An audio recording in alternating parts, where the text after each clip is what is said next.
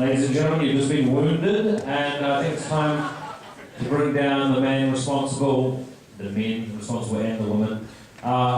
There's even Master John might be in the house as well. It'd be great to have David down front and centre, and maybe explain what state of mind he was in when he wrote Wound. All right, Mr. David Blyth.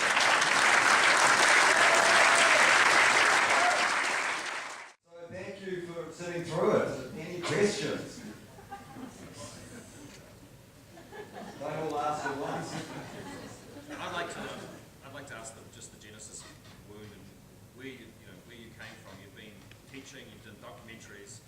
What was it about the project that made you want to jump back in? And where did Wound come from for you? I guess it came from the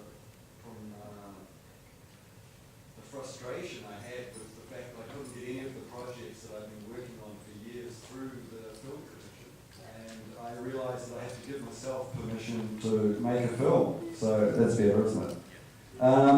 So yeah, I basically decided, mainly because I went away to a couple of film festivals in Brazil, in Switzerland, and Montreal with my two documentaries, Transfigured Nights and Bound for Pleasure, and I got such an amazing reaction that it really kicked my self-esteem and confidence up, and I thought, stuff it, I'll just go and make a movie.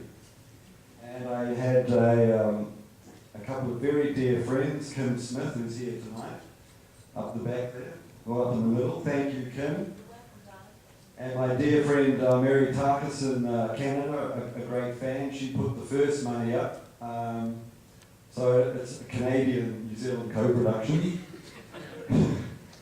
And with an amount of money under 100,000, we went out, we shot it in 12 days. We started on the 9th of January. By the 9th of May, we had Montreal Fantasia and London Fright Fest had selected the film. And this is the real nutshell of it, if I had sent that script outline into the commission, I would have still been waiting for script development money. And I've got a movie. And I'm off tomorrow to Montreal. We thought it was a good part of the film and the effects were fine. Oh, cool, good. The common theme seems to be transgression and innovation. You've clearly done a lot of research into transgressive cultures. Could you share that with us? How do you get your head into all those different spaces?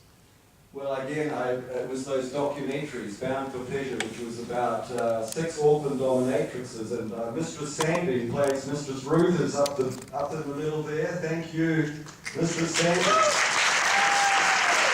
What was hilarious is that about a decade ago I did an item for the drum with the Richard Driver program, and us and the Naked Samoans, we actually got cut out of the program. That's when I realised I was onto something. So, and then I went on and made Transfigured Nights, which is about males that mask on the webcam. I was bored. And one of the images that really kicked it off for me was Miss Piggy. And Miss Piggy turned out to be a tail gunner from a B-52 bomber over Vietnam. And I was just fascinated with that whole thing, and of course I was a great fan of MASH on TV as a kid, and I always loved that character Klinger. He was always trying to get out of the army by cross-dressing. So basically I got down into the culture. I built up trust, I built relationships with people, and out of those films I realized that there was a whole new world, and I wanted to incorporate it into a film. But for those of you who've seen Angel Mine, you'll know that I've ploughed exactly the same field again. But I feel this time I've made a mature film. There's 30 years space between the two films, and I've had a lot of living in there, and death, and all those relationship things that happen, and all the rest of it. So I feel that I've seen a little bit more of life now, and I wanted to kind of express it in this film. And the use of the master and mistress, they're really a metaphor for the establishment society, the way that there are consequences and there are responsibilities, and we all have to submit somewhere along the line. One of the key inspirations for me was Joseph Campbell and all that wonderful stuff that he wrote about, and he always said that, you know, you can't go wrong with a myth as a story. So I took the Demeter Persephone myth, because I've always actually been a real pre-Raphaelite fan. The artists, the Tate Gallery, I've been there many times, and of course Persephone is a picture that Dante Ghiberti Rossetti painted. So I have basically reversed the myth, but I can assure you that Freud, Jung, the woman's movement, everyone's had a go at the Demeter Persephone myth.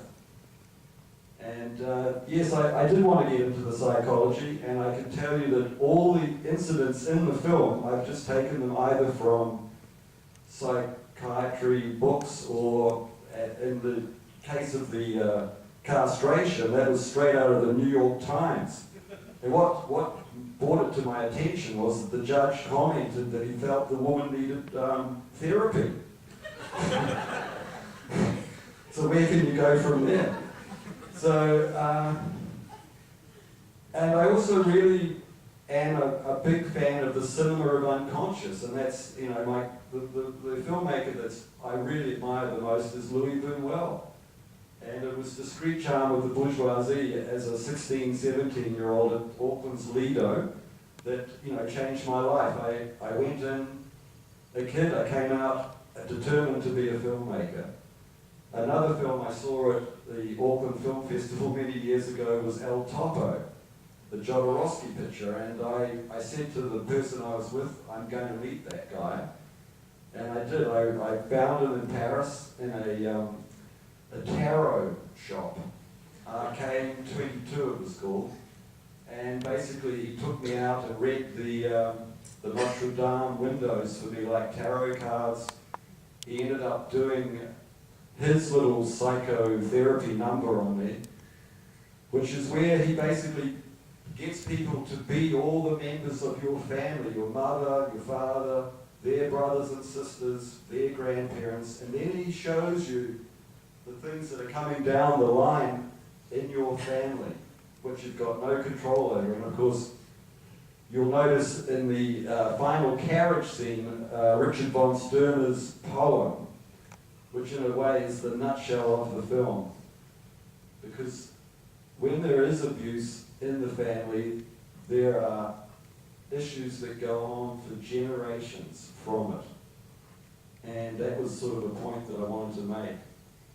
And, you know, we live in an amazing country, but there's also a dark side to New Zealand, and I really wanted to examine it, or at least journey into the mystery of it.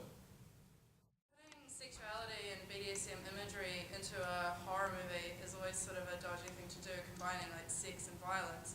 So were you worried at all about the reception of that?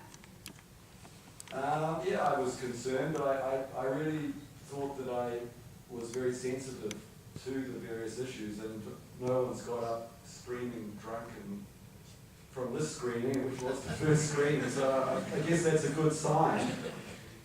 Obviously, you know, maybe the B&D scene won't be entirely happy with the film, because obviously it involves all sorts of issues relating to death.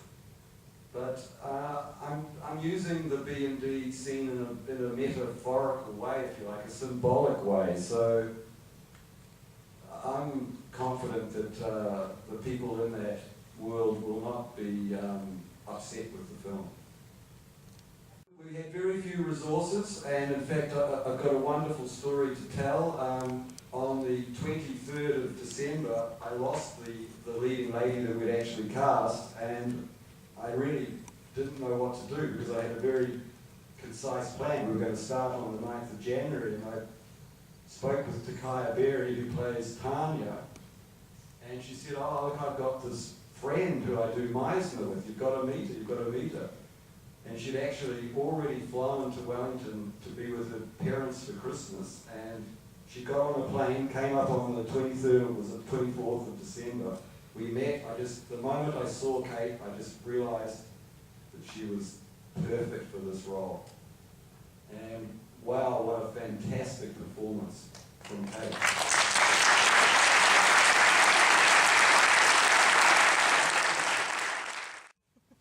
Was wondering, in the writing process, how did you come about not pushing things into the purely bizarre and keeping them within the realms of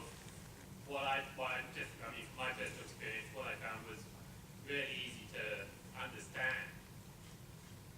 Thank you for the compliment. The process of the script was an interesting one because I worked on a 23-page, what I call scene breakdown, and just worked it and worked it and worked it, and then I found the key location, which was Michael Morrissey's house in Avondale. And then I did the casting, and I wrote the script from the 26th of December to the 4th of January, basically. I didn't get any swimming in, nothing, no holiday. I just knocked the script out. We started on the 9th of January, and off we went. But I tried very hard to leave a lot of the unconscious stuff unconscious, and I tried not to rationalize and analyze everything. But there is a logic, there's a duplication through the film. There's many, many strands and many links. And I worked very hard on that dreamscape because I was worried that people would get lost in it. And that's what's so delightful about Mr. Mune's performance, because he actually nutshells really the whole film in a way. And it's quite reassuring at that point to have him give you that anchor, if you like, before we proceed into the final part of the film. But anyway. David, as director, was very, very generous with, he didn't place ideas upon us, so we could explore the script through our own experience. But we were allowed to explore our characters ourselves and talk to David about it, and it became a very, very shared process, which was a very comfortable position with such a short amount of filming. And I'd say we didn't really have any rehearsals, much. And so the trust from David was quite remarkable. But I don't know, it just came naturally, and I didn't want him to be a cliche.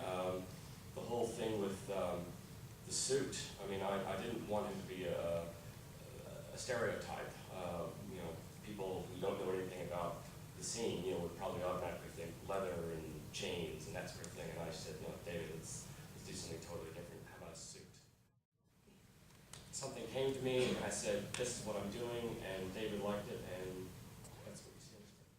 So apparent for those of us who worked on it, with a film with such a tiny budget, you can't repeat things. It has to be right the first time, and the commitment that was shown by the entire crew and cast on this film was stunning, from start to finish. And if it hadn't been for the generosity of spirit that the film generated, that David generated, this film wouldn't have been made. All right, I want to thank all of you for coming along, especially Sky City for having this film, whereas other theatres weren't going to have it. So they might not be around for too much longer anyway. So thanks for coming, seeing Wound. Tell all your friends, and we'll see you at other festival films. Thanks so much, and you can be in the bar for a little bit later.